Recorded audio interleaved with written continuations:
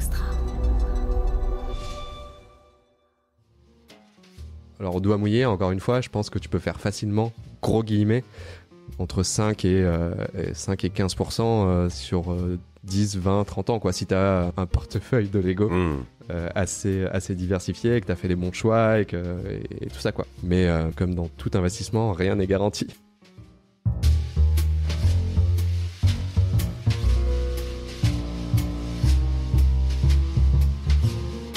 Salut, je suis Mathieu Stéphanie et je vous présente La Martingale, un podcast qui vise à explorer le monde de la finance personnelle pour comprendre comment gagner à tous les coups, qu'on ait 200 € par mois à investir ou 5 millions sur son compte en banque. On va pas se mentir, c'est un peu ambitieux, mais les faits sont là. Jusqu'à maintenant, j'ai pas pris le temps de m'intéresser à tous ces sujets et il est temps que ça change. Alors abonnez-vous, des éclairages gratuits, ça commence par là.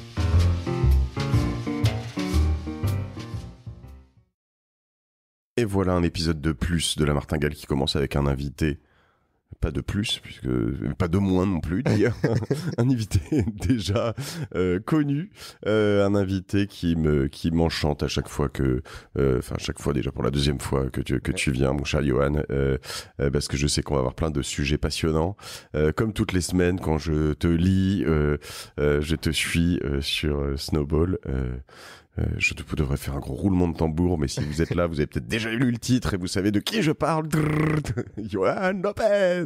Ça va, Johan? Ouais, très bien, et toi? Bien, je suis très content. Tu vois, j'avais peur d'être un peu, je lui ai expliqué que j'avais été grippé, bref, je vais pas vous le raconter tous 20 fois, machin, mais d'être un peu mou du genou, mais non, ça va en fait, tu vois. Ah, t'as l'air en forme. Ouais, c'est ça. Écoute, Johan, on va parler de pas mal de choses. Tu vas me donner des nouvelles de Snowball quand même et de où ça en est parce que ça a quand même hyper bien avancé. On a enregistré, je crois, il y a presque 18 mois, c'est ce qu'on disait à l'instant. Ouais, c'est ça, ouais.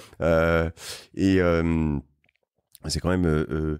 Enfin, on a d'ailleurs beaucoup grossi toi et moi dans nos médias finances perso respectifs en parallèle, quoi. C'est assez marrant. Ouais. Je pense on fait vraiment partie des deux gros médias. Indie, New Wave qui sont sortis voilà avec aussi alors plein de TikTokers, j'en parle pas non plus là, mais plein de gens, mais et Snowball a beaucoup grossi. Alors on va parler de ça, puis on va aussi parler d'un truc assez original. Il se trouve que je cherchais ce sujet depuis assez longtemps parce que j'avais un de mes potes, Albin Périgot, tu vois. Je te parle de 2012-2013. Ouais. Et en fait, juste à la fin de la période où moi j'étais un peu digital nomade, où je voulais bosser tout seul, sans bureau, etc. Ça devait être 2012 parce que c'est le moment où j'ai eu ma fille. Et à un moment, je me suis dit, tiens, je vais pas pouvoir bosser chez moi avec ma fille, ça va être compliqué. Donc je vais me casser et je m'étais retrouvé dans les bureaux de mes potes qui avaient des cybercafés, des trucs qui s'appellent Milk, et puis ils avaient un bureau au-dessus. Et lui, il recevait des Lego tout le temps. Je me dis, mais qu'est-ce que tu fous avec tes Lego, mec? T'as 40 ans. Enfin, je sais pas, 36, j'en sais rien. Qu'est-ce que pas compris, quoi. Et puis, en fait, il stockait déjà du Lego et il investissait. Je trouvais ça un peu farfelu, mais Ouais. Albin, faut savoir qu'il est toujours en avance de phase. Donc, mais toujours trop en avance de phase en revanche. Donc, généralement, il va stocker des Lego, et puis ça va le saouler. Enfin, il va avoir lu ça dans un truc hyper pointu, je sais pas où, qui est toujours le bon endroit. Puis il va arrêter, il va souvent les revendre au moment où il faut pas les revendre. Et puis après, tout le monde s'y met et il y a une énorme vague qui débarque. Tu vois, c'est le genre de mec qui a vendu toutes ses cryptos en 2015, tu sais. Au bon moment. Ouais, c'est ça. Et voilà. Donc ça fait longtemps que je voulais faire un épisode sur les Lego, l'investissement dans les Lego, qui peut être un prétexte, en l'occurrence, sur aussi d'autres choses, parce que ça peut s'appliquer à pas mal d'autres choses. Ça peut paraître un peu what the fuck dans l'idée, c'est-à-dire que moi, même quand on a préparé, que je t'ai appelé, je disais non mais c'est quoi des Lego, tu vois, moi je vois limite des Duplo, enfin tu vois, je me dis ça va être quoi, et puis tu m'as dit non mais regarde par exemple le Lego Titanic, puis je suis allé voir en même temps, j'ai vu des vidéos, j'ai vu des trucs, je me suis dit waouh, c'est presque de l'art en fait, hein, un truc qui s'ouvre en plein de parties, tu peux vraiment le disloquer, enlever les moteurs à l'intérieur. Ouais, donc du coup, je comprends un peu ça. Et puis il se trouve que toi t'as envoyé une newsletter il y a quelques temps sur C'est une des premières. Une des premières. Ouais. Ah ouais. Et alors pourquoi on en a reparlé nous dans notre newsletter? Tu sais pas comment c'est. Ouais. Je sais pas, c'est revenu à la mode là depuis quelques temps les Lego. Et voilà. et puis ça a bien marché dans notre newsletter. Et puis je me dis, bah voilà, j'ai Johan quoi, qui sait faire ça. Donc on va parler de ça, tu vas nous donner un peu les secrets, comment tu fais, depuis quand, qui fait quoi, ce que tu connais sur le marché. Ouais. Mais avant, je te propose de juste me faire un petit update sur Snowball, parce qu'il y a eu des levées de fonds auprès de la communauté et autres. Il y a eu... Enfin, tu me racontes un peu ce que tu fais, comment vous bossez Yes, bah déjà je suis encore tout seul, donc c'est toujours moi. Et alors depuis 2020, quand on s'est vu, je pense que là on est à 24 000, on a dû dépasser les 24 000 abonnés. Payant Non, j'aimerais bien. Non, en payant on doit être à 3008, donc ça fait 220 000 euros je crois à l'année à peu près, c'est dans ces eaux-là, 225. Donc plutôt content sur cette évolution. J'ai lancé des nouveaux formats, le Daily Snow sur WhatsApp, tu vois, j'essaye d'explorer un peu les nouvelles façons d'atteindre les lecteurs. Et donc ça marche super bien. Et là c'est un peu en ce moment, donc on est en février, non on est en mars 2022. Et là l'idée c'est de passer à l'étape supérieure, et c'est pour ça que justement t'as parlé de la levée de fonds, et là je suis en train de lever des fonds avec la communauté. Parce que je me suis dit, bon, aller voir des VC c'est cool, mais... j'ai une communauté engagée, autant les faire participer, et s'ils peuvent profiter du succès de Snowball, bah encore mieux pour eux quoi. C'est un peu toujours dans cette optique, tu vois, d'engager les gens, de créer du lien et comment dire, de la confiance, tout ça.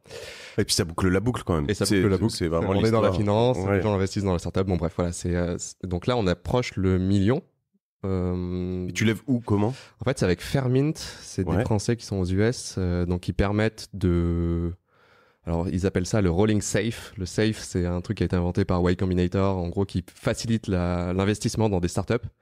Et donc, eux, ils ont mis ça sur la blockchain. Et en gros, ce qui fait que, tu vois, t'as pas de fenêtre d'investissement. Genre, tu vois, en général, une levée de fonds, tu dis, bah, t'as 2 mois pour investir. Et avant de closer. Voilà, avant de closer. Exactement. On close, on clôture. Et quoi. Eux, en fait, ils ont fait un truc qui fait que tu closes jamais. Et en gros, c'est un peu comme si t'étais, entre guillemets, coté en bourse, sans être coté en bourse. Tu peux acheter des actions un peu quand tu veux. Et c'est assez fou. En plus, la valo de la startup augmente, bah, du coup, avec l'argent levé. Donc, plus tu lèves et plus ta valo monte. C'est pour ça qu'aussi, il faut savoir maîtriser ça. Tu vois, t'as pas envie que ta valorisation explose. Donc, toi, tu peux mettre sur pause. En fait, tu peux vraiment contrôler ta levée hyper facilement, et c'est assez ouf.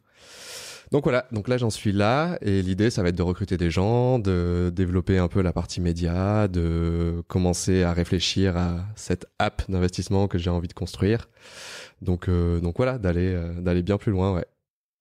Écoute, ça me chauffe là, Rolling Safe, Fairmint, c'est dingue, un truc intéressant. Et donc, tu as des VC ou des gens comme ça qui peuvent quand même rentrer par là? Ouais, bien sûr, ouais. N'importe qui. En gros, tu peux mettre des tickets je crois que c'est maximum 2 millions que tu peux mettre, mais tu vois, tu peux mettre des gros tickets quand même. Ouais. Et eux, tu vois, Fairmint, ils ont utilisé ça pour lever des fonds, et ils ont, comment il s'appelle, Dapper Labs, là, le mec qui est vachement dans la crypto, il a mis 2 millions. Avec ce système, quoi. Donc c'est assez. Et chez toi, c'est quoi les tickets du coup là pour l'instant? Bah les tickets moyens, tu vois, moi vu que c'est la communauté, c'est des 1000, 2000. Et jusqu'à le plus gros, ça doit être. Je crois que c'est Guillaume Moubèche, il a mis 150 000. Ah ouais. Ouais. Ah, il est chaud. Ouais, super content. Ouais. Ah, il est bon, Guillaume. Du coup, ton job, toi, avec Snowball, c'est de diguer un peu les opportunités d'investissement nouvelles, et pas que d'ailleurs. Enfin, non, c'est ça, c'est de démocratiser, vulgariser, c'est faire en sorte que les gens, en gros, ils aient les bonnes grilles d'évaluation pour prendre des bonnes décisions. En gros, c'est ça, et donc de leur parler de tout, et ensuite tu pioches ce que tu veux et tu te crées ta propre stratégie, tout ça, quoi. Et c'est les Daily Flakes ou Daily Snow? Daily Snow, ouais. Daily Snow. Sur WhatsApp. Sur WhatsApp, qu'est-ce que c'est du coup? Là, en gros, c'est de la curation de les grosses news de la journée dans la finance, tech, économie, et donc voilà. Et c'est pour les abonnés uniquement ou même pas? C'est les deux, c'est gratuit et payant. Il y a la version light où en gros il y a 5 news, et la version premium où t'en as 10, quoi. D'accord, ok. Et voilà. Cool. Bon, bah écoute, voilà. Alors, on a repris aujourd'hui quelques questions d'auditeurs.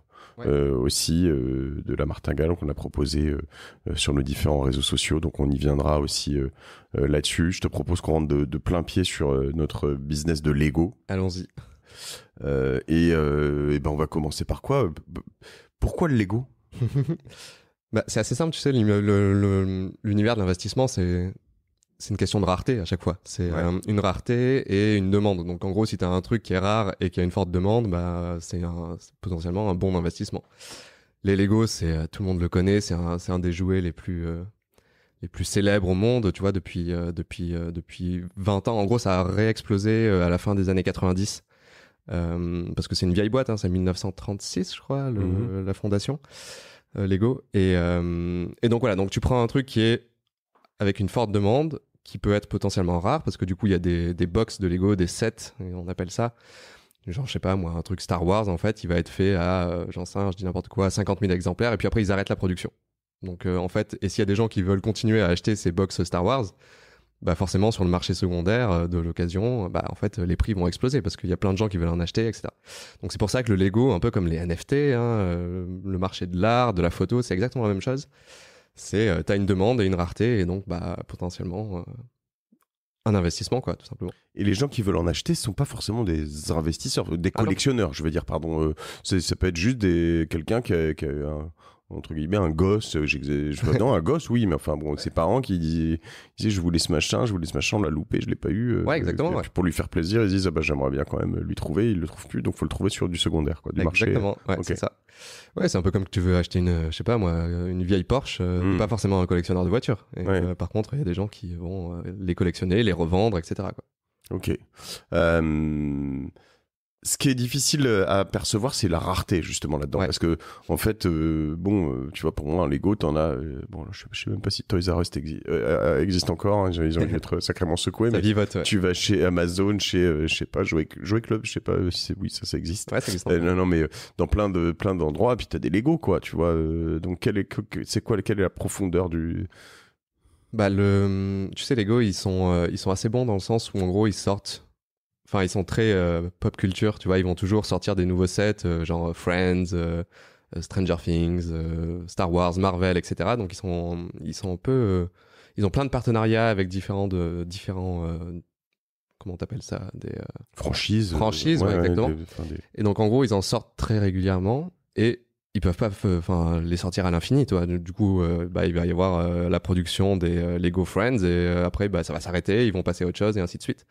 Donc en gros, on connaît pas exactement le nombre de boîtes qu'ils vont faire à l'avance. C'est ça le risque aussi, on en reparlera, je pense. Mais ils vont pas le faire indéfiniment. Potentiellement, ils pourront ressortir dans 10 ans. Ils vont se dire ah ouais, en fait, on avait cette boîte qui avait eu du succès, on va la ressortir. Et bon, ça aussi, ça peut jouer sur la valeur de la box. Mais voilà, il y a toujours... ils vont le faire pendant X mois et puis après ça va s'arrêter et ainsi de suite, quoi. C'est vraiment comme les je sais pas moi, les cartes Panini, hein. T'as un joueur de foot mais en fait il va faire ses 3 saisons au Barça, mais après il va s'arrêter, quoi. Sachant que t'as souvent dans beaucoup de ces trucs là les rééditions valent moins cher que les éditions originales. Enfin, ouais, aussi, ouais, exactement, ouais. Un peu de ça. Alors après, une fois j'imagine là on parle de souvent de boîtes fermées quand même, pour que ça ait de la valeur.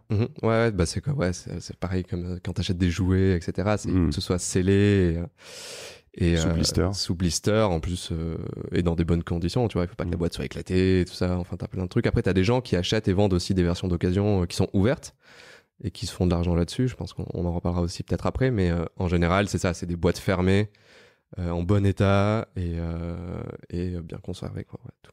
C'est fou parce que tu te demandes, et ça je pense que t'as pas la réponse, mais quelle est la proportion de Lego acheté pour resté dans des boîtes fermées, dans des pièces fermées, dans des... c'est le risque, je pense. Je pense qu'ils se posent beaucoup la question, Lego, tu vois, quand ils sortent des nouveaux trucs, ils doivent jouer avec ça forcément, parce qu'ils ont ce côté, ils savent que les collectionneurs, investisseurs, ça doit être quand même une bonne partie des acheteurs, quoi.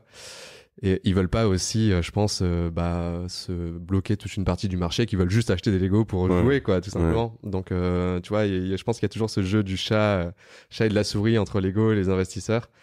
Et c'est pour ça, je pense aussi que Lego ressort des trucs de temps en temps plus tard. Et voilà, quoi. Ça va finir comme les sacs Kelly chez Hermès ou j'avais fait un épisode sur les sacs. En fait, le problème c'est qu'en fait dans ces boîtes-là, ils finissent par interdire à certaines populations d'acheter notamment les Russes, une partie des Asiatiques, etc. acheter enfin des Chinois surtout, etc. Parce qu'en fait, ils les achètent pour les revendre plus cher ou pour les stocker ou pour et du coup, ils veulent quand même que les sacs soient portés, quoi. Et en effet, la menace étant que si jamais tu joues plus au Lego et plus personne, tu vas casser cette dynamique. En fait, oui, c'est ça. Les parce enfants. qu'en fait, oui, la demande est drivée essentiellement par les gens qui jouent, quoi. Parce que c'est ça. Et le sous-jacent étant ça aussi, c'est que on est quand même d'une génération Lego. Enfin, je veux dire, toi, tu y as joué petit, moi aussi. Si on n'y avait pas joué, ça ne parlerait pas. Bien et sûr, comme on a des moyens maintenant, on investit dedans.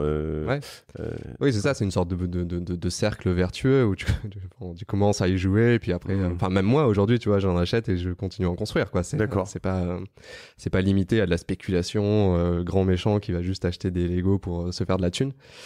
Certains le font, mais bon, c'est pas ma vision des choses, mais ouais. Donc c'est ça, c'est vraiment un équilibre entre il faut que ça reste un jouet, mais c'est aussi potentiellement un investissement, quoi. Et donc c'est jamais en édition limitée, il y a jamais des numéros ici ils font des mais genre moi tu vois, j'avais acheté un Star Wars, c'était le 20e anniversaire de l'épisode 1, tu sais, quand ils avaient en 2000 ou je sais plus. D'accord, Et du coup, j'ai acheté un Pod Racer, tu vois, Anakin, du coup, édition limitée, 20e anniversaire. Et du coup, ils en font ça des fois. C'est pas numéroté quand même. C'est pas numéroté, non c'est juste édition limitée, 20e anniversaire. Ok, voilà. Et donc ça, ils en font assez régulièrement, tu vois. Ils avaient fait une édition limitée, étoile noire. Tu mets Lego plus Star Wars. C'est la folie. Ouais. Donc, ouais. Et donc, c'est comment ça fonctionne? T'achètes donc toi sur Internet, peu importe. Ouais, c'est ça, c'est Internet, Amazon. Après, il y a souvent les vrais, les collectionneurs, ils vont chercher les bonnes affaires. Et souvent, tu parles de Jouet Club, Toys R Us, etc. Souvent, pendant les soldes, ils vont te faire des trucs, acheter une boîte et t'as la deuxième à 50% ou des trucs dans le genre, quoi. Donc, t'as aussi des bons plans comme ça que tu peux faire. Il y a le club VIP sur lego.com où en gros ils te disent en avance les trucs qui vont sortir et donc tu peux les acheter un peu en avance. Du coup, tu vois, ils jouent aussi avec ça. D'accord. Et voilà, sinon ouais, Amazon, enfin tu peux les acheter partout, hein, ouais. Et donc tu achètes par exemple, si je sais pas, tu peux me donner des exemples de choses que tu as achetées, combien t'en as acheté, est-ce qu'il y en a un que tu as ouvert, les autres pas, non, combien ça t'a coûté Ouais, bah moi en gros ce que je cherche, tu vois, on disait qu'il fallait qu'il y ait une demande. En gros, je cherche du coup des Lego, des boîtes qui sont sur des thèmes un peu universels, tu vois, qui sont vrais aujourd'hui et qui seront vrais dans 20, 30, 40 ans, quoi. Donc, étant un fan d'espace. Kim Kardashian, ouais. Kim, c'est une très bonne businesswoman. Hein. Ouais, non, mais je sais. Mais il n'y a pas de Lego Kim encore. Ah, quoique, peut-être. Il y a des minifigures, peut-être. Je sais pas. Mais du coup, voilà. Donc moi, fan d'espace, je me suis dit, quand ils ont sorti la fusée Saturn V, première fusée à envoyer les hommes dans l'espace, je me suis dit, tiens, je vais m'en acheter. J'en ai acheté une pour moi, du coup, que j'ai montée, qui est dans mon salon. Et j'en ai acheté 4 autres parce que je me dis, voilà, potentiellement, ils vont s'arrêter de la faire. Et peut-être si je peux me faire de l'argent dans 20 ans, 30 ans, on verra, quoi. Donc j'ai fait ça, j'ai acheté... T'en as acheté combien, tu m'as dit? J'ai acheté 5, je crois. 5 ouais. Et pareil que ton pote, je les avais reçus quand j'étais chez Comet, et ils m'ont dit, mais t'es malade, pourquoi tu reçois 5 boîtes de Lego? Donc tu les as toujours, celles-là? Celles-là, ouais, je les ai toujours. Depuis 2016 à peu près. 2016, ouais. Ok. Et ils avaient arrêté de les faire, du coup le prix avait augmenté. Et là, ils ont ressorti, mais non. Le prix a rechuté. Enfin, classique. Hein. Et quand tu dis rechuter, c'est qu'il y a une sorte de bourse, il y a des endroits où il y a des index, il y a des cotes quand même un peu ou... Ouais, mais c'est des trucs un peu indie aussi, tu vois. C'est des sites internet où ils vont aller scraper Amazon, etc., eBay pour voir un peu les prix. Et donc, t'en as un qui s'appelle Brick... un Brick Index, je sais pas, un truc dans le genre, mais si tu tapes prix Lego, price Lego sur Google, tu devrais le trouver. Donc ouais, il y a vraiment une forme d'index. Il y a même des trucs où ils prédisent la future rareté de potentiellement des boîtes de Lego. Genre ils te disent, celle-là, il y a des chances que elle soit out of stock dans 2 ans, quoi. Et du coup, ils font des prévisions sur ça. Enfin ouais, c'est vraiment, t'as l'impression d'être sur des marchés financiers, quoi. C'est assez dingue, ouais. T'as des geeks. Brick Economy, non? Ouais, t'as celui-là, ouais, t'en as un qui, ouais, exactement. Ok. Et donc ouais, j'ai acheté ça, j'ai acheté le bus londonien parce que le bus londonien il va rester iconique pendant tout le temps quoi. Potentiellement il s'arrêtera pas. Je t'ai parlé de Star Wars, pareil Star Wars, je pense que c'est une franchise qui va continuer à durer. Harry Potter, j'en ai pas acheté parce que je les ai jamais lus, jamais vus. Ouais. Et donc il y a ce côté aussi attachement, tu Évidemment, vois. ouais. C'est un peu comme quand t'investis dans une startup, hein. Tu t'es attaché à ce business, aux fondateurs, etc. Ben là c'est un peu pareil, je suis attaché aux boîtes de Lego quoi. Et voilà. Mais par contre, tu vois, il y a des trucs. Tu vois, je parlais de Stranger Things. J'adore Stranger Things, je suis un fan, mais je me dis ça deviendra jamais aussi gros que Star Wars. Et du coup, je me dis dans 20 ans, en fait, tout le monde aura potentiellement oublié Stranger Things, sauf peut-être les gens qui étaient en 2000, entre 2015 et 2020, quoi. Mais ça reste limité. Et donc du coup, j'ai pas acheté, mais il y a des trucs aussi. La Super Nintendo, tu vois, ils ont sorti Super Nintendo, ils ont sorti un piano. Un piano qui du coup même joue mécaniquement, tu vois, il y a des trucs à l'intérieur. Ouais. Donc ouais, il y a pas mal de trucs qui sont assez incroyables et voilà. Et sinon dans t'as les trucs architecture aussi qui sont enfin voilà, les gens raffolent de ça. T'avais le Taj Mahal qui était alors lui c'est assez dingue parce que ils avaient sorti ça en 2013 je crois ou dans ces eaux-là et ensuite ils avaient arrêté. Le prix était monté genre à $3000 alors que ça coûtait 400 balles à peu près la boîte. Et là, ils l'ont ressorti il y a pas longtemps. Du coup, paf, c'est retombé à $400 le prix moyen sur le marché secondaire, quoi. Ouais, donc la cote du vintage entre guillemets de la version authentique ou la version de la réédition, ça change pas grand-chose. Là, sur ça, non, ouais. Sur ça, non. Par contre, c'est quand on disait qu'il y a des éditions limitées, tu vois. Imagine, il y a une édition limitée Étoile Noire qui est sortie en 2000 et ils la ressortent aujourd'hui. En fait, la version limitée 2000, elle aura sûrement plus de valeur que celle d'aujourd'hui, quoi. Et ils peuvent ressortir une édition limitée quand même, ça c'est abusé parce que c'est ouais. Ils font ce qu'ils veulent, mais bon. Oui, c'est juste que sur la boîte, il y aura pas écrit édition limitée 20 ans de Star Wars, tu vois, comme celle que j'ai acheté. Donc ouais, t'es à la merci de Lego et des rééditions, ouais, ça c'est sûr. Ok, il y a des gens qui en vendent des construits ou des Lego qui sont déjà complètement faits, ouais. Ouais, il y en a qui alors c'est plus compliqué à expédier et tout. Ouais. Mais il y en a qui vendent en gros des sets qui ont déjà été ouverts. Ok. Et là du coup, c'est ce qu'on disait tout à l'heure, tu vois, c'est plus un parent ou des parents qui vont vouloir acheter ça à leur enfant et ils sont prêts à payer un peu plus, ils s'en foutent que la boîte soit ouverte. Mais par contre, c'est là où tu peux aussi, tu vois, il y a un mec qui m'avait écrit suite à ma newsletter, il m'a dit non mais tu dis n'importe quoi parce que moi je disais qu'il fallait pas ouvrir les boîtes et lui il me disait non mais tu sais moi je me fais plein de thunes en allant dans les brocantes et j'achète des trucs et je les revends et je me fais du x2 hyper facilement, quoi. Oui, il les paye pas neuf en revanche. Et voilà, donc mais ça demande beaucoup plus c'est de l'énergie, il faut aller dans les brocantes, sur eBay, tout ça. Et donc, ça marche aussi. Mais c'est vrai que là-dessus, je veux te dire, il m'est arrivé un truc, pas en préparant l'épisode, juste en allant, je suis allé au musée de l'air et de l'espace. Tu connais le musée de l'air et de l'espace? Bourget. Putain, j'avais jamais j'u ce machin en fait, mais j'en ai parlé dans ma newsletter, c'est extraordinaire quoi. Donc moi je suis allé avec mes enfants, mais vous pouvez y aller sans. Le Concorde et deux Concorde, des fusées Ariane, des hélicoptères, incroyable, c'est vraiment dingue. Et dedans il y avait une exposition Lego. Ok. Et donc, mes enfants rentrent comme des oufs, machin. Tu sais, puis dans toutes les expositions Lego, il y a des trucs bien faits. Il y a un endroit où il y a un peu un atelier où puis tu peux aller monter des trucs. Il y a un endroit où il y a un grand mur où tu peux faire des dédicaces. Ouais. Donc tu peux construire sur le mur, tu as des pièces, puis tu peux mettre des messages, faire des trucs. Il y a des gens qui font des smileys, il y a des gens qui font des trucs de ouf. Tu te dis, mais ils sont restés 3 heures devant ce mur. Ils sont littéralement, je pense, restés 3 heures. Tu vois, c'est là où tu vois la folie autour des Lego. Ouais. Puis tu as des constructions Lego, des villes, des machins, des fusées, un astronaute, grandeur nature, etc., etc. Puis je me balade, puis tout d'un coup, je vois des bases, puis tout d'un coup, je vois une vieille base, puis je la regarde. J'étais avec mon fils, mon petit dernier, qui me tirait un peu, etc. Je dis attends. Puis je la regarde bien, puis je dis mais putain, oui. Je la connais celle-là. Et c'était, tu sais, la base de mon grand frère, qui a donc 6 ans de plus que moi. Ouais. Je la prends en photo, je l'envoie dans notre petit groupe familial. Je dis ça vous parle ça? Il me dit ah bah oui, tu vois. Et en fait, ce qui est drôle, c'est que moi, j'ai tout reconnu tout de suite, mais tout, et je me suis dit putain, mais il avait tout en fait, il avait entièrement la base. Et Et en fait, pourquoi je l'ai reconnu? Parce que moi, j'étais tout petit et que j'avais pas le droit d'y toucher. Oui. Et donc, et lui, en plus, c'était assez méticuleux, donc elle était nickel toujours, etc. Et moi, T'avais trop envie d'y aller. j'avais trop envie d'y aller, tout casser, tu vois. Et du coup, tu sais, je l'ai revue exactement dans le même état. Et puis, elle était sous verre et j'avais toujours pas le droit d'y toucher, putain. Donc, voilà. Mais tu sais, ce qui est marrant, c'est que ça a tout de suite créé une envie. Ouais. J'ai tout de suite eu envie, tu vois, je me suis nostalgie, dit, j'adorerais la voir, en fait. Alors qu'en fait, j'en fous, en vrai. Mais tout de suite, j'ai eu ce truc à me dire, j'adorerais la voir, en fait. Et de me dire, tiens, peut-être que si je vais chez mes parents, ils l'auront, etc., etc. mais en fait, bon. Et voilà, donc c'est drôle parce que ça valide un peu tout ce qu'on dit. Cette envie. Quand on était jeunes, on a kiffé ça et c'est la nostalgie. Et il y a plein de gens qui sont prêts à dépenser, genre aujourd'hui, 5000 balles de leur salaire pour aller. Enfin, de leur salaire. C'est un gros salaire, hein, c'est 5000 balles, mais qui sont prêts à dépenser beaucoup d'argent pour revivre la nostalgie. Et tes Lego, pardon, t'en as acheté combien, toi, au total? Bah là, je dois en avoir, je sais pas, je dois avoir une vingtaine de boîtes, je pense. D'accord.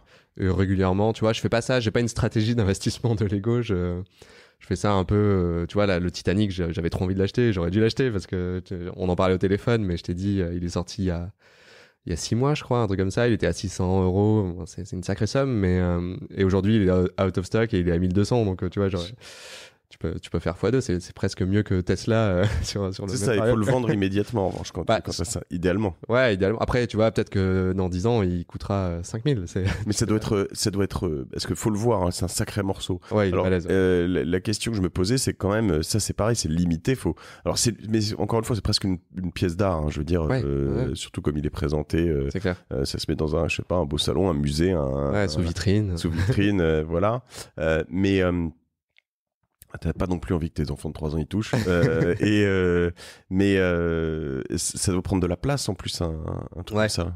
Ouais, il vaut mieux avoir une cave hein, quand tu fais ça, parce que si t'as un petit appart de 30 mètres carrés à Paris, compliqué. Tu peux acheter des petites boîtes de Lego. Hein. Il y a des gens, ils font que des collections de. Il y a des trucs qui sont sortis il y a pas longtemps là, qui s'appellent les minifigures. Tu sais, bah c'est les petits bonhommes Lego quoi. Ouais. Genre il y en a un, c'est assez ouf. Il est sorti en 2000. Je sais plus, pareil 2015, un truc comme ça, et c'était un Mr Gold, je crois il s'appelle. Le truc il coûtait genre, je sais pas, ça coûte 4 € à l'achat, tu vois, genre, et aujourd'hui il coûte genre 3000 balles, un truc comme ça, parce que il existe plus, et c'est un petit bonhomme doré, tout doré, c'est un peu comme Goldfinger, et qui du coup aujourd'hui bah coûte 4000 balles. Donc oui, tu peux collectionner que des toutes petites boîtes si t'as un petit appart, ça marche aussi, hein, parce qu'il y a pas de, il y avait une étude qui avait été faite, il y a pas de corrélation entre la taille de la box et le prix quoi. Tu peux avoir des tout petits trucs qui coûtent genre super cher, et au contraire un Titanic, peut-être que dans 20 ans s'ils le ressortent, bah il vaudra rien quoi. Et sachant que c'est pas forcément le prix qui compte, c'est le rendement, c'est-à-dire enfin entre guillemets, c'est c'est ça. C'est si t'en achètes 10, 20, 30 et qui fait x4, ben c'est mieux que d'acheter un truc où t'en as un qui fait x2 en fait. Oui, bien sûr. Ouais.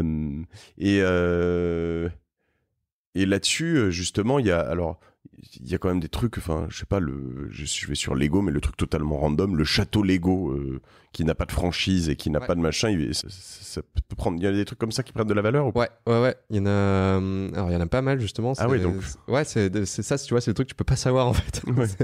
Je crois qu'il y en a un qui s'appelle le château du roi, le King's Castle, un truc comme ça, c'est un truc des années 90, où du coup il y a aucune franchise, et c'est un des plus chers aujourd'hui parce que, bah je pense que lui il coûte cher parce que il y avait plein d'enfants qui l'avaient eu quand ils étaient jeunes, c'est ce qu'on disait, tu vois, ce côté nostalgie, etc. Et il n'existe plus, il a plus jamais été sorti. Il y en avait un autre aussi, c'est un aéroport, et lui en fait il est cher parce que bah déjà il n'existe plus, il est plus fabriqué, mais en plus c'était le seul Lego où en gros t'avais un monorail. Tu sais, c'est un aéroport avec le train monorail. Je vois très bien, ouais. Et du coup, celui-là, pareil, il coûte super cher. Et c'est aucune franchise, quoi. Donc, t'en as pas mal comme ça qui sont juste, qui sortent de nulle part et qui ont des prix qui explosent, quoi. C'est pour ça que des fois aussi, investir dans des boîtes qui n'ont aucun Star Wars ou Marvel derrière, bah, ça vaut le coup, quoi. C'était celui-là, la monorail, c'est ça, non, du coup? Exactement, ouais, c'est lui. Et celui-là, il coûte super cher. Ouais, donc ok, faut vraiment le prévoir ça. Hein. Ouais. Et surtout l'avoir en qualité. Alors maintenant, je vois, ils font le Camp Nou, ils font des stades de foot, donc ouais, des architecturaux, des aéroports, des Burj Al Arab, tout ça. Donc il y a un peu un truc entre dire bon, si je le kiffe et que je vois qu'il y a un peu beaucoup de gens qui pourraient le kiffer, je peux le prendre, mais le Titanic, tu sais pas qui va être out of stock. Le Burj Al Arab, dans 6 mois, il y en aura encore plein et j'en aurais payé un à 600 balles ou deux, et puis ils coûteront toujours 600 balles, voire moins, puisque... Ouais, après, tu vois, je me dis, il y a peu de chances quand même que, tu vois, le Titanic, c'est quand même une énorme pièce, donc tu peux te dire, dans 20 ans, c'est possible qu'en fait, ils arrêtent de le faire, quoi, parce que je pense que d'un point de vue production, ça doit être un peu galère. Donc tu peux aussi faire, tu vois, des prévisions comme ça qui sont un peu au doigt mouillé, mais ça peut t'aiguiller dans tes choix.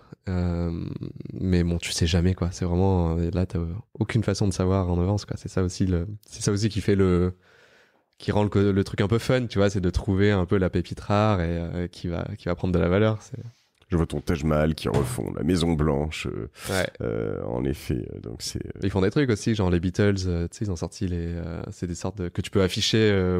Enfin, c'est un peu en format poster. Ouais, d'accord. Donc c'est comme tu disais, tu mets des petites. Comme tu disais au Bourget, là, les gens qui mettaient sur un mur, bah là, pareil, et ça refait les albums. L'album, c'est lequel là où tu vois leurs 4 têtes. Je sais plus quel album c'est, mais bon, peu importe. Mais ouais, ils ont fait ça, ils en ont fait avec les Rolling Stones, je crois. Donc ça aussi, tu vois, c'est des trucs où tu peux aller explorer. Ouais. Écoute, très bien. Alors, quels sont les risques là-dedans dans le Lego? On a vu, c'est que ça réédite notamment. Ouais, t'as ça, je pense que t'as aussi le risque de. Bah, comme je disais avec Stranger Things, hein, c'est que en fait, les gens, ils s'en foutent de cette boîte dans 10 ans, quoi, tout simplement. L'autre risque, c'est le côté stockage, quoi. Enfin, tu peux être inondé, brûlé, tout ça, ouais. Le vol, peut-être aussi, j'imagine un peu. Bon, ouais, c'est pas comme du vin. Je pense que les voleurs sont moins au courant que les Lego, ça prend de la valeur, mais oui aussi. Mais le gros risque, c'est vraiment la réédition, quoi. C'est ça, c'est vraiment le plus gros risque. Ou alors le fait que les gens n'aient plus envie d'en acheter dans 20 ans, quoi. Parce que c'est comme coûte. Enfin, genre, j'ai vu ça l'autre jour, tu vois, tu peux acheter aujourd'hui un iPhone première génération sous blister à $30,000, un truc comme ça. Et tu te dis, enfin, t'aurais jamais pu prévoir ça en 2008, quoi. Moi, j'en ai un chez moi, tu sais, qui est ouvert, que j'avais. Je me suis dit, putain, merde, j'aurais dû en acheter 2. Ouais, moi, j'ai un iPod, mais il est bien ouvert. Ouais, c'est clair, je suis dégoûté. Ouais. Putain. C'est vrai que la tendance, elle donne, tu vois, quand je regarde, j'ai plus envie d'aller sur les pièces chères, en fait. Je sais pas si c'est probablement pas une bonne non, c'est chose. pas forcément vrai. Ouais, c'est ça aussi qui est. T'as vraiment aucune corrélation, tu vois. T'as des trucs, je te disais, à 4 balles qui vont coûter 3 000, et t'as des trucs qui coûtent 800 balles et qui vont rester à 800 balles, en fait. Parce que... Donc, ouais. Parce que ce que je dis quand je dis pièces chères, je sais pas, la Station Spatiale Internationale, non, ça, elle est pas très chère.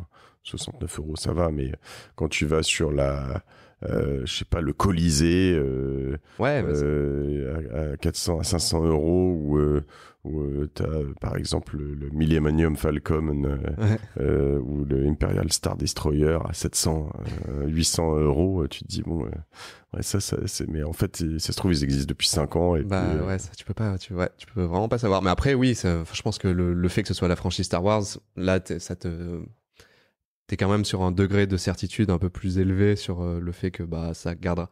Au pire, ça gardera de la valeur. Enfin, ça conservera sa valeur. Tu vois, on peut dire que ça te protégera contre l'inflation peut-être parce que ça va pas prendre beaucoup de valeur, mais ça va pas en perdre, quoi.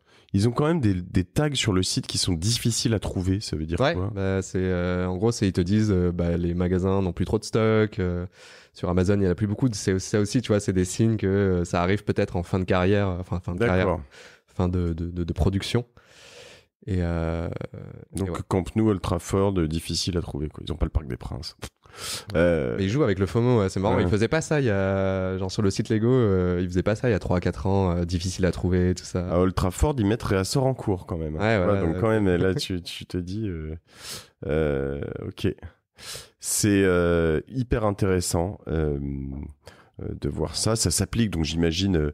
Ce qui est drôle, c'est que finalement, tu fais toujours le parallèle avec des marchés de l'art ou faut aller dans des choses populaires. Ce que tu dis sur Stranger Things et sur Star Wars ou Camp Nou. Voilà, dès que t'as un truc qui fait que t'as toute une génération qui aime une chose, tu te dis si j'achète le Lego qui concerne cette chose et qu'il est un peu rare et que je le garde bien et que je le stocke finalement.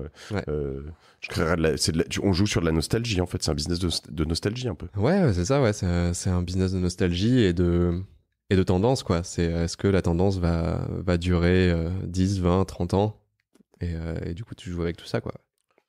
Sachant que alors toi t'en as vendu ?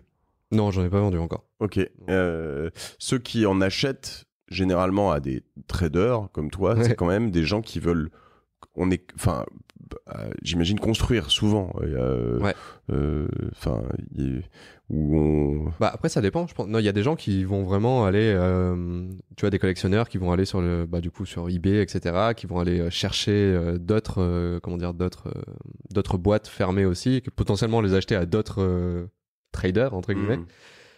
Pour faire grandir leur collection quoi. Donc t'as vraiment les deux, t'as à la fois des gens qui vont acheter pour construire et des traders qui vont juste acheter pour augmenter leur collection quoi. Et la plateforme c'est eBay ? Beaucoup vont sur eBay. Après t'as le Bon Coin, tu peux acheter vraiment, t'as vraiment partout mais. Et là tu parles français, toi t'achèterais c'est la même chose, la boîte française. T'as ça aussi. Tu peux la vendre aux États-Unis ? Moins. Tu vois, c'est un peu comme les cartes Pokémon. Les cartes Pokémon anglaises, écrites en anglais. En général, elles ont plus de valeur parce que du coup, le marché anglais est quand même beaucoup plus grand. Donc du coup, la demande est beaucoup plus forte. Alors que le marché français, tu vois, on approche des 70 millions d'habitants, mais du coup, t'as une demande qui est plus faible, forcément. Donc c'est pour ça que les boîtes Lego, moi, j'aurais tendance à dire que c'est quand même bien de les acheter en anglais si tu peux. Parce que je pense que la valeur potentiellement sera aussi plus forte quoi. Donc il y a ça qui joue en effet et c'est pareil tu vois. Et ça en France tu peux en acheter en anglais facilement ou sur le site de Lego je crois que les miennes que j'ai achetées c'était en anglais ouais. D'accord. Je suis pas sûr mais à vérifier. Et parce qu'en effet, ça c'est un bon point. Hein. Sur les cartes Pokémon, les noms sont pas les mêmêmes. Juste les noms ne sont pas les mêmes. Donc c'est le même Pokémon, mais c'est ça. C'est du coup le trader, le collectionneur américain qui va t'acheter un Salamèche. Là-bas, je sais plus comment il s'appelle, mais il va dire c'est quoi ce truc. Il va pas vouloir l'acheter quoi.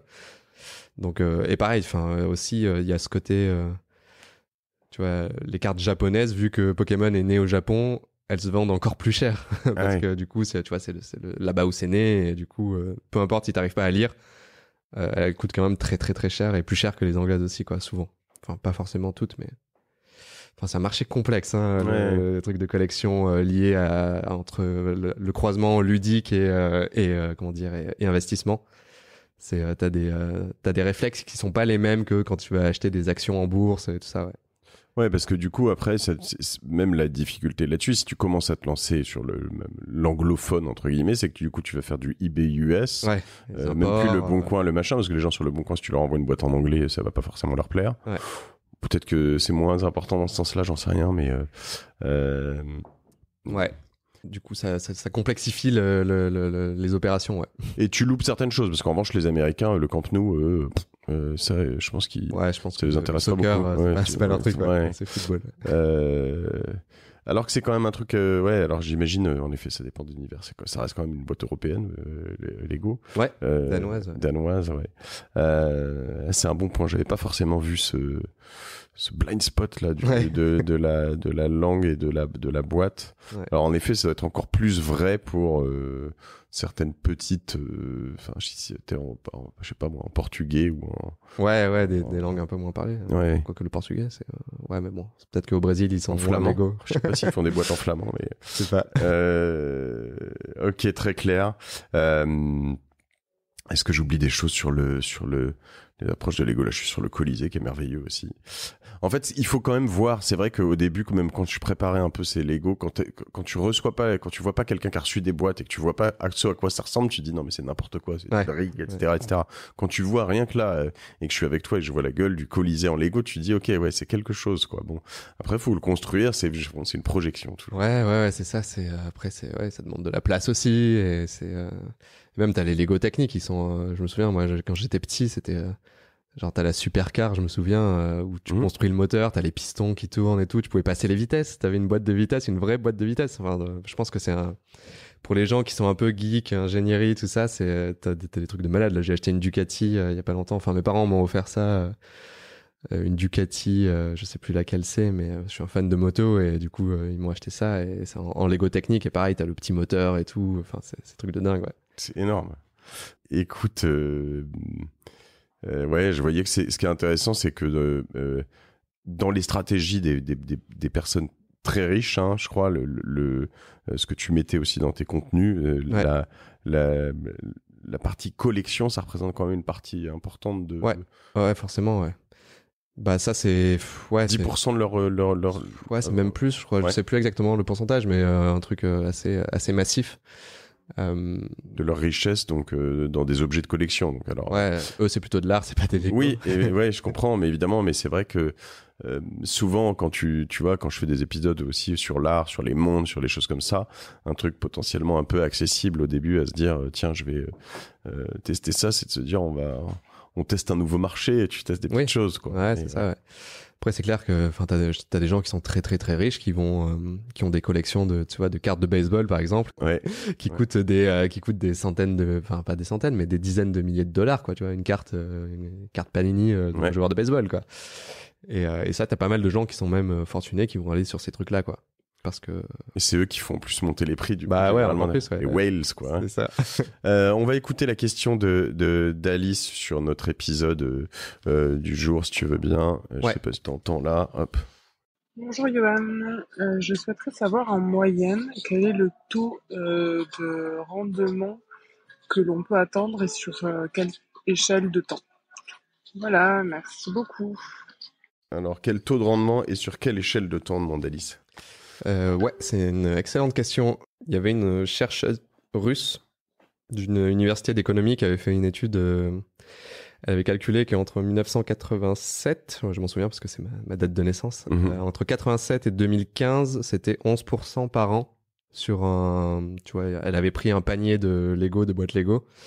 Et elle avait calculé, ça faisait 11% par an, sachant que c'est pas l'augmentation des Lego neufs, ça, c'est quoi? C'est l'augmentation c'est second marché. Oui, non, c'est sur le marché secondaire. En gros, elle avait pris plein de boîtes Lego et elle avait fait plein de tests comme ça. Elle était arrivée à 11% par an, sachant que quand tu investis en bourse, donc sur le marché américain, qui est le marché le plus dynamique sur ces 70 dernières années, on est plutôt sur du 8-9%, tu vois. Donc là, on peut dire que les Lego rapportent plus que la bourse. Après voilà, ça reste juste des calculs et théoriques. Il fallait choisir les bonnes boîtes, etc. Mais voilà. Donc en gros, on peut dire que oui, potentiellement. Alors au doigt mouillé, encore une fois, je pense que tu peux faire facilement, entre gros guillemets, entre 5 et 15% si sur 10, 20, 30 ans quoi. Si t'as un portefeuille de Lego assez diversifié, et que t'as fait les bons choix et tout ça quoi. Mais rien n'est comme dans tout investissement, rien n'est garanti. Ouais. Très bien, intéressant. Et en effet, il faut toujours la question de savoir quand t'achètes, mais aussi surtout quand tu vends quoi. Parce que ta fameuse histoire du Titanic là, moi j'aurais fait un x2 en 6 mois. Normalement la bonne strat souvent c'est de plus en plus, j'en suis assez conscient, c'est quand t'as fait x2 en 6 mois, c'est tu vends en fait quoi. Donc t'as pris tes take profit. Super intéressant. Écoute, je pense qu'on a fait un bon tour. On a quelques autres questions qui sont, je crois, un peu moins autour des Lego. On va écouter ça, Johan, si tu veux bien. Hop. Salut, c'est Julien. J'avais une réflexion à vous soumettre à vous deux, Mathieu et Johan. À travers vos contenus, vous parlez de plus en plus de diversifier les investissements en dehors des marchés financiers, notamment avec de la tokenisation dans l'immobilier ou le marché de l'art. Je m'y connais pas vraiment, mais j'ai l'impression qu'on a peu d'historique sur ces assets, sur leur liquidité et sur les plus-values réalisées. Finalement, est-ce que ce n'est pas un investissement encore risqué à faire aujourd'hui? Voilà, merci et bon épisode. Alors, Julien qui nous demande tokenisation, immobilier, marché de l'art, est-ce que c'est pas un investissement risqué? Alors, je pense que là, il y a deux choses. Je pense que le risque principal sur ce nouveau type d'investissement, il n'est pas sur le sous-jacent, comme on dit dans le jargon de la finance. Le sous-jacent, c'est sur quoi est basé l'investissement. Il parlait d'immobilier et d'art. Donc, le sous-jacent, on a de l'historique. Ouais. On sait très bien que ça va prendre... Enfin, il y a de grandes chances que ça prenne de la valeur, etc. Le risque, il est plus sur on va dire, la méthode d'investissement, donc la tokenisation sur la blockchain, etc. Là, par exemple, bah oui, t'es risque technique, risque de hack, risque réglementaire. Donc, t'as pas mal de trucs autour de ça. C'est Masterworks aux US qui... alors eux, c'est un mix entre de la tokenisation et en fait, ils créent des boîtes pour chaque tableau qu'ils achètent. Et toi, tu achètes des parts de cette boîte, un peu comme une SCI où tu peux acheter un immeuble et en fait, tu peux avoir plein de gens qui achètent des parts de la SCI, quoi, tout simplement. Et donc là, le risque, il est plus sur la partie, ouais, ok, c'est de la blockchain, donc on sait pas, potentiellement, on peut se faire hacker et voler nos tokens. Tu peux perdre tes accès, tes accès, etc. Wallet, ouais. Et donc c'est plus sur ça, moi, que je vois le risque que sur les fondamentaux des investissements, parce que l'immobilier, on connaît, etc., quoi. Donc c'est plus ça, ouais. Et après, en effet, moi, j'abonde puisque la question me concernait aussi. Je pense qu'il y a des risques. De toute façon, faut le dire, il y a des risques dans tous les investissements. Il y a des risques. Sûr, donc voilà. Ceux-là peuvent pour certains être un tout petit peu plus exotiques. Et c'est sûr que dans la tokenisation, t'as potentiellement plus facilement accès à un token d'un bout de maison à Miami que t'aurais évidemment jamais acheté si t'étais, tu vois, basé à Paris, à Clermont-Ferrand ou à Lille. Donc parce que c'est pas à côté de chez toi, etc. Et puis là, bon, bah sur une plateforme ou sur un email de Johan, ou sur un truc, à un moment, tu vas voir un truc, faut faire un truc popper, puis tu vas t'acheter 10 tokens d'un truc d'une maison à Miami qui va soit flamber, soit s'effondrer. Et en effet, donc faut aussi faire toujours attention. Je te rejoins complètement sur le sous-jacent, mais ça peut aussi du coup créer des opportunités. Je prends des sous-jacents. Alors l'immobilier, c'est accessible entre guillemets. Enfin, tout le monde peut en acheter, etc. Je prends des marchés inaccessibles dans l'art contemporain, par exemple. Si tu fragmentes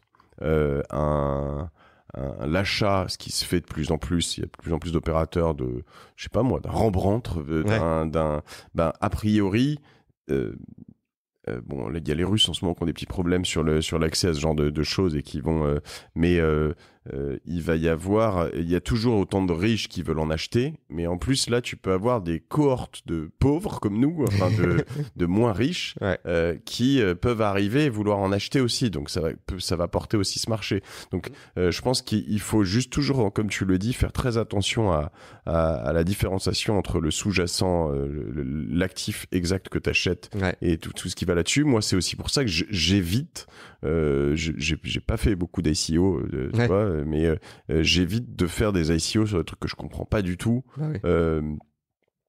sur lesquels des gens me disent tu vas voir, ça va prendre 20%, ça va faire x2, etc. Et souvent ça le fait en fait, d'ailleurs quand t'es très tôt dans la pyramide de Ponzi, de toute façon, voilà, faut juste être certain de pouvoir sortir vite et fort, mais et il y a plein de gens qui ont fait beaucoup d'argent et une bonne partie des très très jeunes crypto millionnaires, ils sont passés par là et voilà.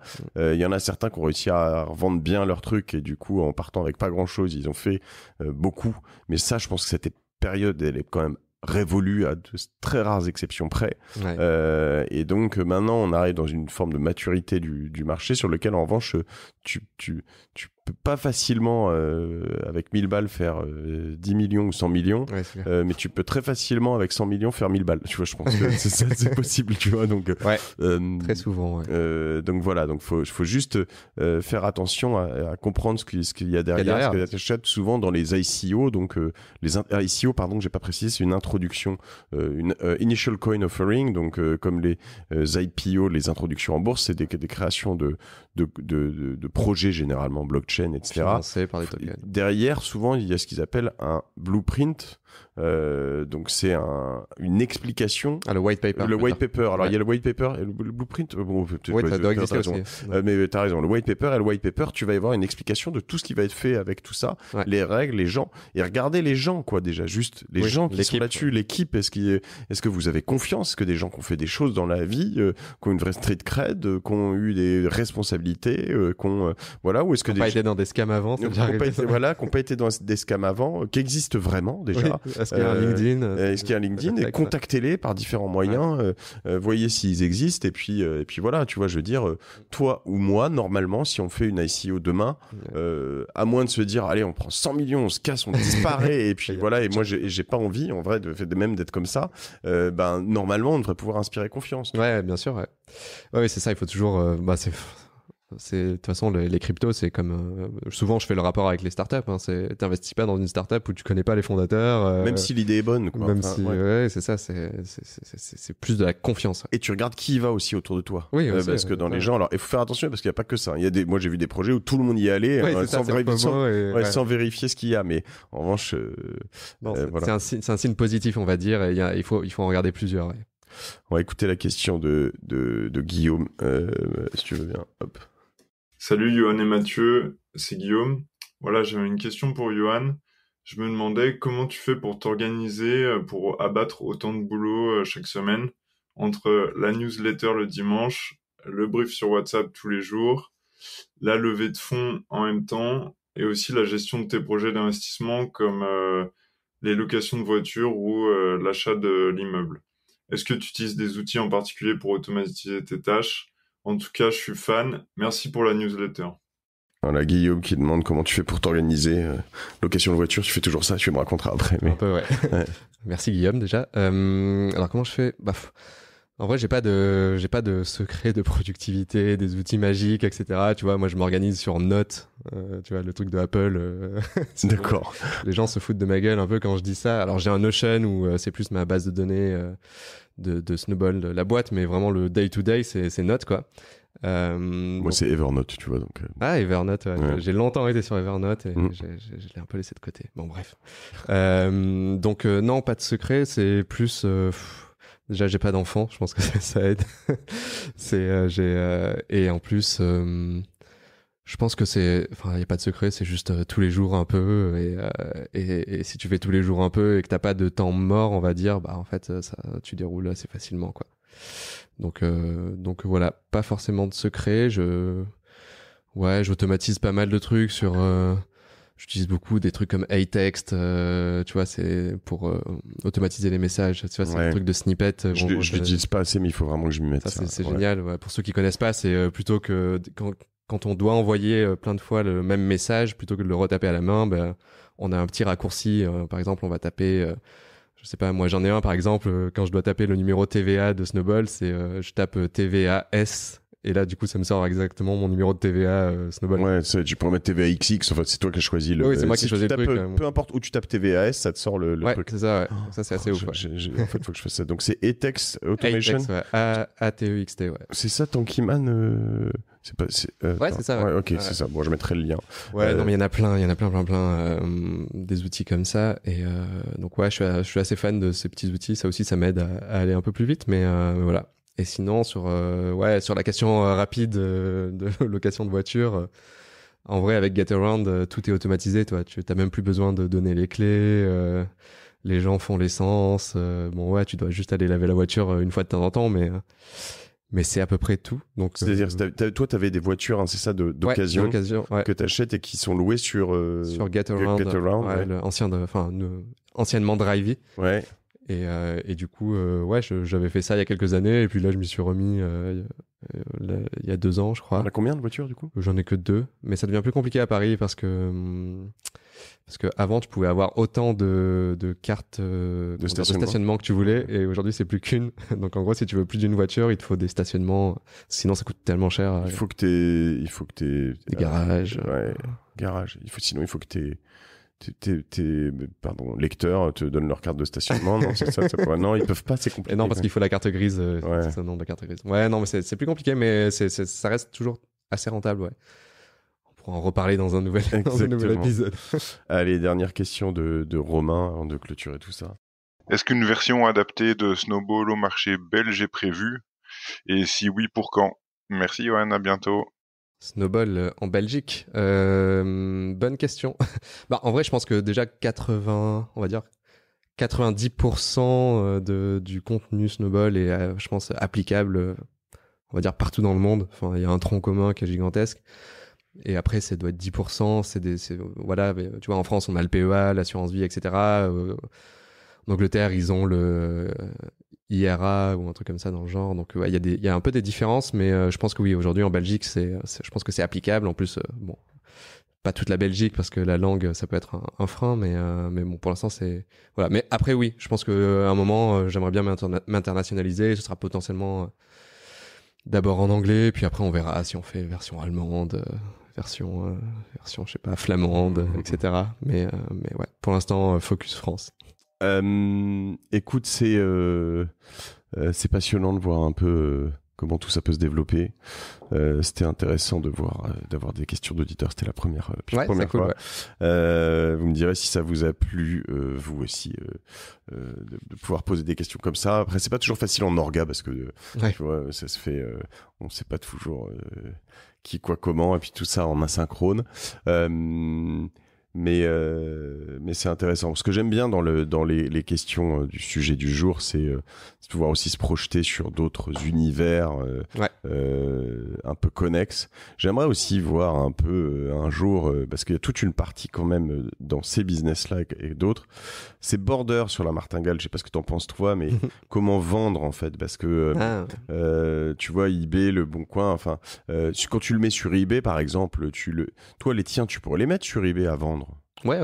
Tu pourrais les mettre sans les vendre, mais ce que je veux dire, c'est que tu pourrais les mettre à vendre très cher et puis on voit ce que ça donne. Ouais. On voit ce que ça donne, parce que ta fusée Ariane, par exemple, elle est déjà à vendre. Tu la trouves à vendre. Il y a des gens qui la vendent déjà. Ouais, bien sûr. Ouais. Toi, tu te dis à ce prix-là, je veux pas la vendre. Ouais, c'est ça. Des fois, de temps en temps, je regarde et à un moment, tu vois, elle était pas. Moi, je l'ai payé 150 €, je crois, 149, et à un moment, elle était out of stock et du coup, elle était passée à, je crois, 300, 400. Ouais. J'avais même un pote qui voulait m'en acheter une.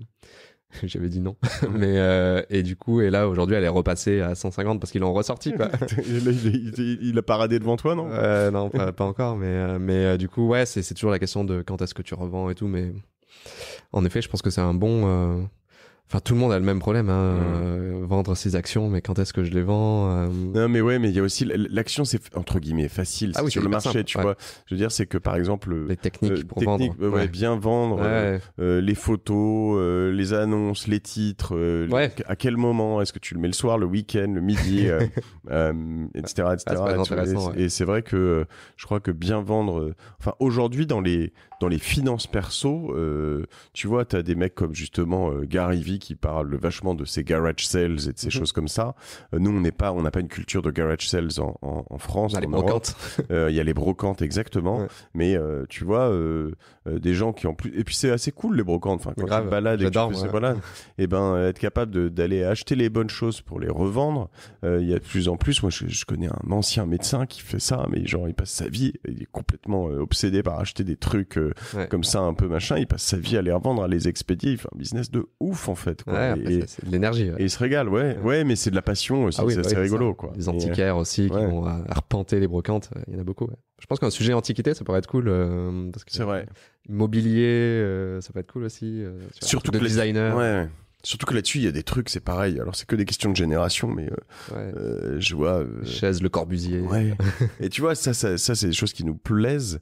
Et pour autant, je pense que dans les années 80, beaucoup de gens cherchaient à avoir un beau meuble Louis XVI ou Empire ou machin, et ça doit... Démodé. Démodé de ouf.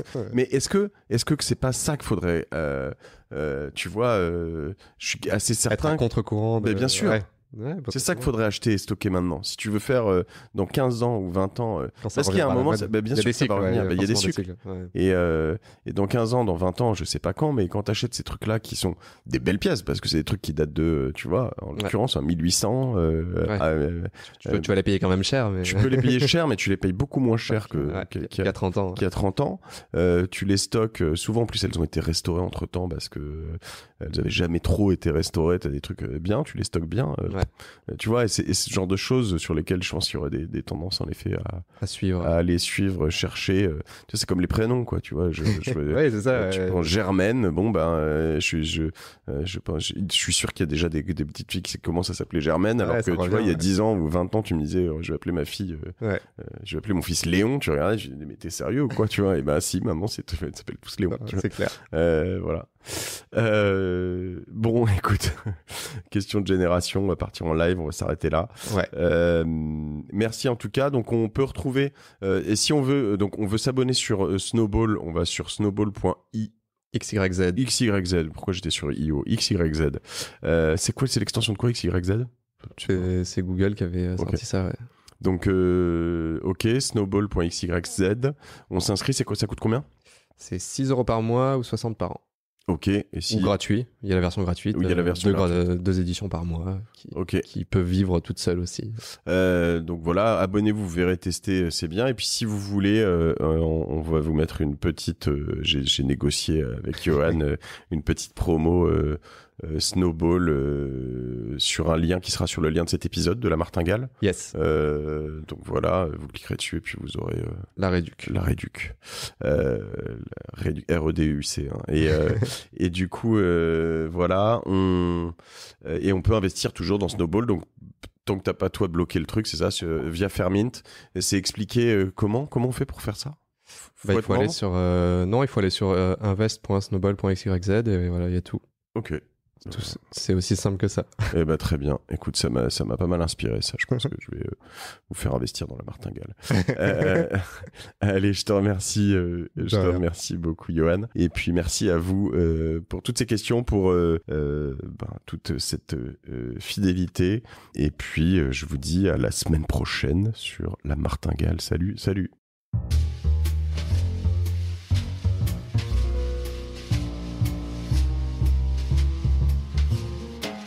Merci d'avoir écouté La Martingale jusqu'au bout. Si cet épisode vous a plu, n'oubliez pas de le partager autour de vous, de vous abonner à la newsletter sur lamartingale.io et si vous trouvez 5 petites minutes, de mettre une note 5 étoiles ainsi qu'un commentaire sur Apple Podcast. Ça nous aide beaucoup pour remonter dans les classements. La Martingale est produit par Cosa Vostra, une agence de conseil tech et créative qui accompagne ses clients dans leur stratégie digitale pour qu'ils gagnent en visibilité, en singularité et en efficacité. Je remercie toutes les équipes pour la production. Je vous retrouve dans 15 jours. Je suis Mathieu Stéphanie et je vous dis merci.